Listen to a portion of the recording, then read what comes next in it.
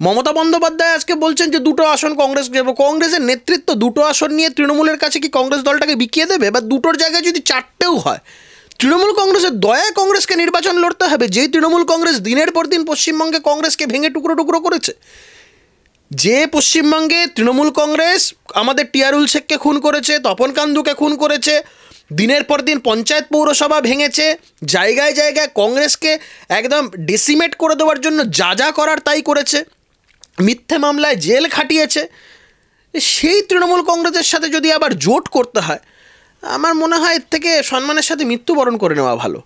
এবং আমাকে নিয়ে তো অনেকের অনেক রিজার্ভেশন দলের মধ্যেই, তো আমি এটাকে নিয়ে যখন মানে আমি আজ থেকে তো 3-4 মাস আগে থেকে যখন এই নিয়ে কথা বলেছিলাম, লোকে তখন বলে যে পাগলের মতন বকছে, তৃণমূলের সাথে কোনো, কিন্তু আমি তো জানতাম বিষয়গুলো যে কি হতে চলেছে।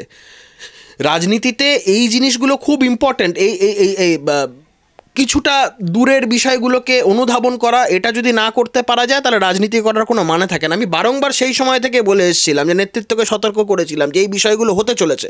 কারণ মমতা বন্দ্যোপাধ্যায় আজকে একটা জিনিস দেখতে পাচ্ছেন যে তার পাশ থেকে জনসমর্থন সরে যাচ্ছে।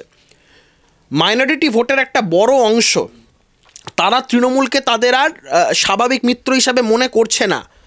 মমতা বন্দ্যোপাধ্যায় যে কারণে কংগ্রেসকে পাশে নিতে চাইছেন, তার একটা বড় কারণ হচ্ছে এই মাইনরিটি ভোটের একটা খুব বড় অংশ কংগ্রেসের উপরে আস্থাশীল, তারা কংগ্রেসকে বিশ্বাস করে। মমতা বন্দ্যোপাধ্যায়ের চিন্তাভাবনা হচ্ছে কংগ্রেসকে যদি আমি সাথে নিই তাহলে আমি এই ভোট ব্যাঙ্কটাকে কনসলিডেট করতে পারবো।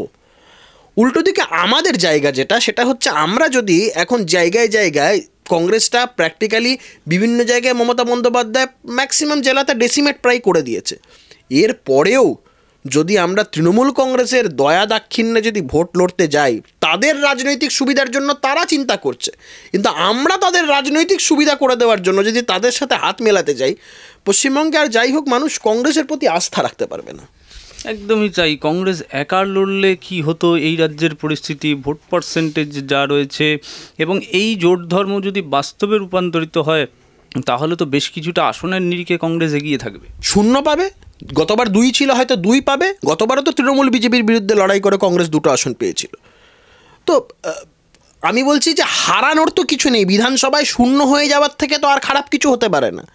বিধানসভায় কংগ্রেস দল শূন্য হয়ে গেছে 2021 সালে, মানুষ ভোট দেয়নি, মানুষের মনে হয়েছে কংগ্রেসকে ভোট দেওয়া যাবে না। কিন্তু এই যে নিরলস যে প্রচেষ্টাটা, যেটা আমরা বলছি যে পশ্চিমবঙ্গের ক্ষেত্রে আমাদের চালিয়ে যেতে হবে, তৃণমূলের বিরুদ্ধে লড়াই করতে হবে, বিজেপির বিরুদ্ধে লড়াই করতে হবে, এই জায়গাটা যদি কোথাও ব্যাহত হয়ে যায়, এই জায়গাটা থেকে মানুষ যদি হঠাৎ করে আবার দেখে কংগ্রেস তৃণমূলের সাথে চলে গেল, এই এতদিনের অর্জিত একটা ক্রেডিবিলিটি, তৃণমূল বিরোধিতার যে অর্জিত একটা ক্রেডিবিলিটি এতদিনের, সেটা তো কোথাও গিয়ে একটা ধাক্কা খাবে। কারণ এই তৃণমূল কংগ্রেসের সাথে জোট করার পরেও 2-3 মাসের মধ্যেই আবার কংগ্রেসকে বুড়ো আঙুল দেখাবে। তো তখন কংগ্রেসের স্ট্যান্ডটা কী হবে? আবার তখন কংগ্রেস যখন তৃণমূলকে গালিগালাজ করবে বা কংগ্রেস তৃণমূলের বিরুদ্ধে কথা বলবে, মানুষের কাছে তখন ক্রেডিবিলিটিটা থাকবে তো? আমি এই কথাটাই বারংবার ধরে বলার চেষ্টা করছি। দুর্ভাগ্যের বিষয়, আমি টিভিতে অনেক কিছু দেখলাম যে দিল্লিতে রাহুল গান্ধীদের সাথে মিটিং হওয়ার পরে অনেকে অনেক কিছু প্রেসের সামনে অনেক কিছু বলেছে, কিন্তু বিশ্বাস করুন আমি তো রাজনীতি করি, আমার ভেতরে কি হয়েছে না যে পুঙ্খানুপুঙ্খ আমি জানি, কে কি বলেছে, কে কটা কথা বলেছে, কে কোন আসনের কথা বলেছে, সবটা জানি। এবং দায়িত্ব নিয়ে বলছে, পশ্চিমবঙ্গের হেন কোনো নেতা, একটা নেতাও পশ্চিমবঙ্গের এ বক্তব্য দৃপ্ত কণ্ঠে রাখেনি রাহুল গান্ধীর সামনে বা মল্লিকার্জুন খার্গের কাছে। তারা কেউ একবারও জোর গলায় এই কথাটা বলেনি যে পশ্চিমবঙ্গে তৃণমূলের সাথে জোট হলে আমরা মানব না, এই কথাটা কেউ বলেনি। সবার একটা কৌশলী বক্তব্য ছিল, দিল্লি যা সিদ্ধান্ত নেবে আমরা তাতেই রাজি। এই যে চিন্তাভাবনাটা বা একটা খুব মজার বিষয়, আমরা অনেক ক্ষেত্রে, আমি মনে আছে আমার এই 28শে আগস্ট ছাত্র বৈশাখ প্রতিষ্ঠা, তার আগের 28শে আগস্টে আমি একটা মঞ্চে বক্তব্য রেখেছিলাম যে দিল্লি যদি জোট চাপিয়ে দেয়, পশ্চিমবঙ্গে কোনো দিল্লির নেতাকে এয়ারপোর্টে নামতে দেওয়া হবে না। এই কথাটা যখন আমি বলেছিলাম, তখন পাল্টা আমাদের রাজ্যের অবজারভার ছিলেন শরদ রাউত, এখনও আছেন এআইসিসি সেক্রেটারি, উনি বলেছিলেন যে দিল্লি কখনো জোট চাপিয়ে দেয় না। তা আজকে এই জায়গাটায় যে আমাদের পশ্চিমবঙ্গের কিছু কংগ্রেসের নেতারা, তারা নিজেদের স্বার্থসিদ্ধির জন্য, নিজেদের শুধুমাত্র আসনের দিকে তাকিয়ে গোটা পশ্চিমবঙ্গের কংগ্রেসের স্বার্থটাকে যদি জলাঞ্জলি দিতে চায়, সেখানেই আমার আপত্তি, সেখানে আমি যা করছি তাই করে যাচ্ছি। আপত্তিটা হচ্ছে সেই তৃণমূল কংগ্রেস যারা পরীক্ষিত কংগ্রেসকে ভাঙার ক্ষেত্রে, আপত্তিটা হচ্ছে সেই তৃণমূল কংগ্রেস যারা পরীক্ষিত, কংগ্রেসকে সাইনবোর্ড পরিণত করে দেওয়ার উদ্দেশ্যে নিয়ে যারা দীর্ঘদিন ধরে কাজ করেছে তাদের সাথে জোট। একদমই তাই। এই জোট প্রসঙ্গের বাইরে একেবারে আপার প্রাইমারি ছাত্ররা যারা বসে রয়েছে 10 বছর ধরে, সেই প্রসঙ্গে যদি আমরা আসি, সেখানে গ্রেপ্তার হয়েছিল, কিছুই ছিল না, জামিন অযোগ্য ধারায় মামলা হয়েছে। প্রথম বিষয়টা যদি একটা দুটো অংশে মানে ভাগ করে দেখি, তাহলে দেখা যাচ্ছে যে গ্রেপ্তারি কতটা ন্যায়সঙ্গত ছিল। আর সেই দিনই কিন্তু ব্রাত্য বসু বললেন যে গ্রেপ্তার তো করা হয়েছে, গুলি তো করা হয়নি। তাহলে কি ব্রাত্য বসু আশা করেছিলেন যে গুলি করাটাই সঠিক ছিল? একটা সরকার কতটা অসংবেদনশীল হলে এই ধরনের কথাগুলো বলা যায়। পাশের রাজ্য, এই ইন্ডিয়া জোট নিয়ে তো এরা এত কথা বলছে, নীতিশ কুমারও তো ইন্ডিয়া জোটেরই একজন সদস্য। গত দুদিন আগে বিহার মন্ত্রিসভা পার্শ্ব শিক্ষকদেরকে, কন্ট্রাকচুয়াল যারা, সবাইকে স্থায়ীকরণের কথা বলেছে। আমরা ইন্ডিয়া জোটের একদিকে বাতাবরণ দেখছি, নীতিশ কুমারের সাথে মমতা বন্দ্যোপাধ্যায়ের সুসম্পর্কের কথা জানি।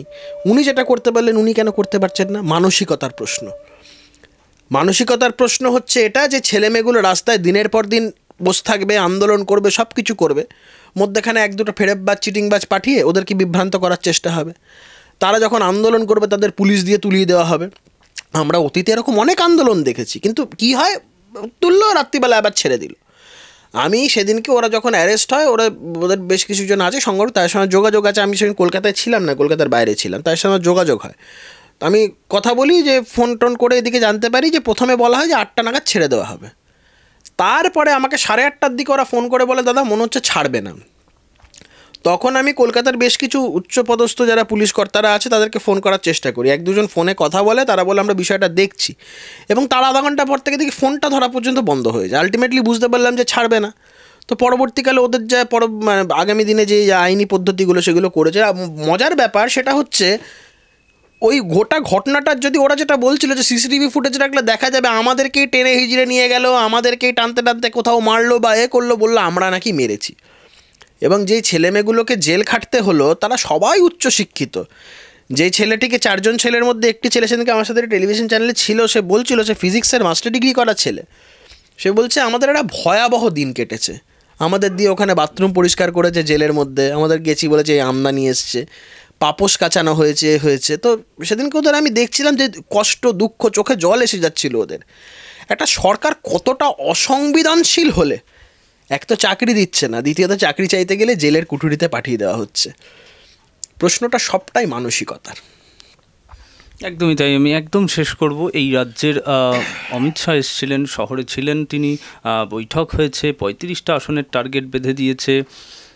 হয়তো দল তার সেই সঙ্গত 35টা টার্গেটেই ঝাঁপাবে, কিন্তু বাকি রইল জোট, শরিক, তার মমতা বন্দ্যোপাধ্যায়। এই রাজ্যের চিত্রটাই 35টা, মাত্র 7টা আসন বাকি রইল বিরোধী। দেখুন, আমি ওইসবের মধ্যে যাচ্ছি না। সব রাজনৈতিক দলেরই অধিকার আছে তাদের সব মানে সব কিছু দিয়ে নির্বাচনে ঝাঁপানোর। এটাই নির্বাচনী রাজনীতির, এটাই তো ইলেকট্রাল পলিটিক্সের এটাই তো নিয়ম, যে কোনো রাজনৈতিক দল তার সর্বস্ব নিয়ে ঝাঁপাতে চাইবে।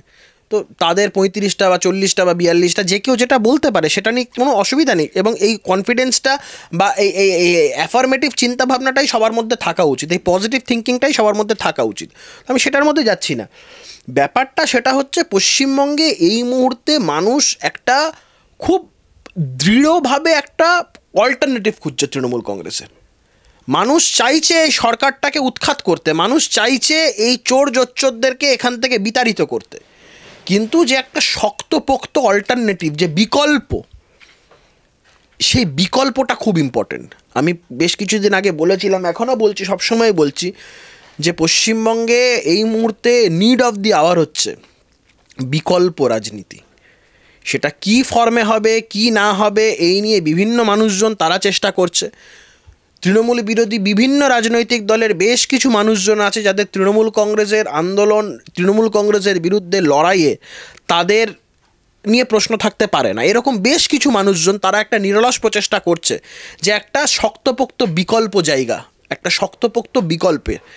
এখন দেখা যাক আগামী দিন কি হয়। তবে একটা জিনিস, এটা ভবিতব্য, আমি তোমাকে বললাম, এটা দেখে নিও, তোমাদের রেকর্ডে থাকবে, যে পশ্চিমবঙ্গের ভবিতব্য, পশ্চিমবঙ্গের ভবিষ্যৎ আগামী দিন বিকল্প রাজনীতি।